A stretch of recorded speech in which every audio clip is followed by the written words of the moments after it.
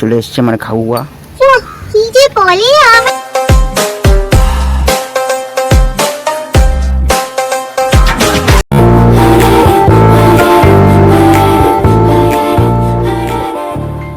High, welcome back to your channel the Bong Pita. আমি তোমাদের friend উজ্জ্বল, তোমাদের আবার ওয়েলকাম করছি নতুন একটা ভিডিওতে। আজকে আমি ফলো করলাম, আজকে যখন আমি তার কাটছি,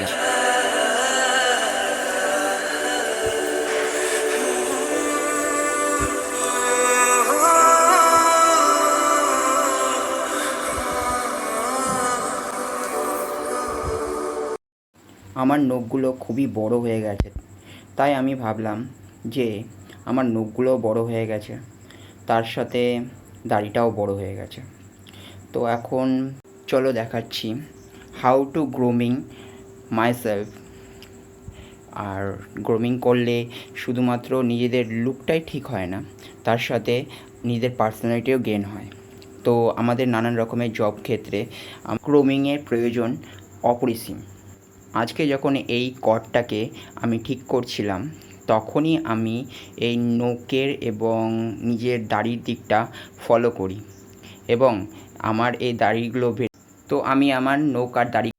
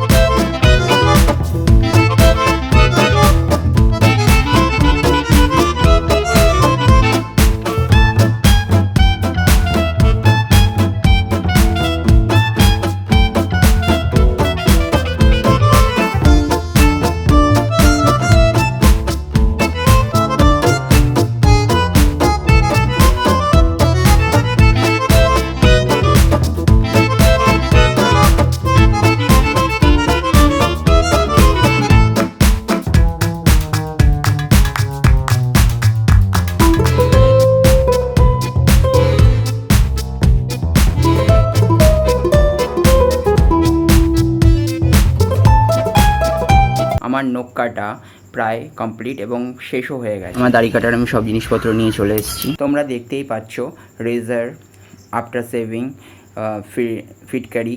দাড়ি কাটা দেখতে কে চলে এসছে? দাড়ি কাটা দেখতে চলে এসছে আমার খাওয়া। কি যে বলে আমার লজ্জা করে। এক্ষুনি আমার বোন এলো বলে। তুমি খুব ভালো একটা মানুষ। ভালো তো বাসে না।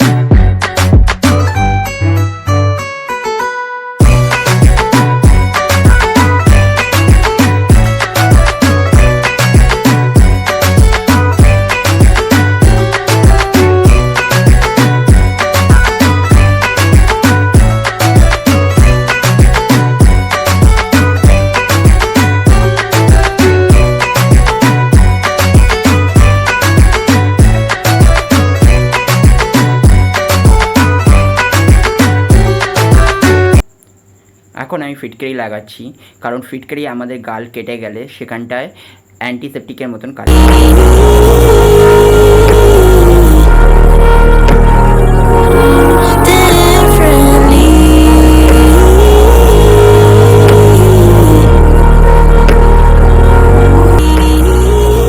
ফিটকারি লাগানো হয়ে গেছে, এবার আমি এই আফটার শেভিং লোশনটা ব্যবহার করব, কারণ এই আফটার শেভিং লোশনটা খুব সুন্দর গন্ধ দেয় শেভিং করার পর, আর আমার খুব ভালো লাগে।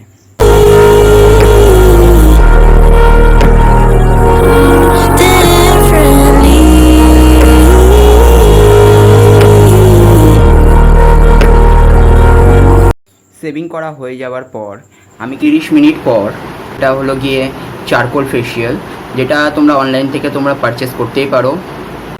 প্রথমে এরকম তোমরা হাতে নিয়ে নেবে, বা কেউ বাটিতে ফেললে বাটিতে নিয়ে নেবে, যেখানে খুশি সেখানে নিতে পারো। জাস্ট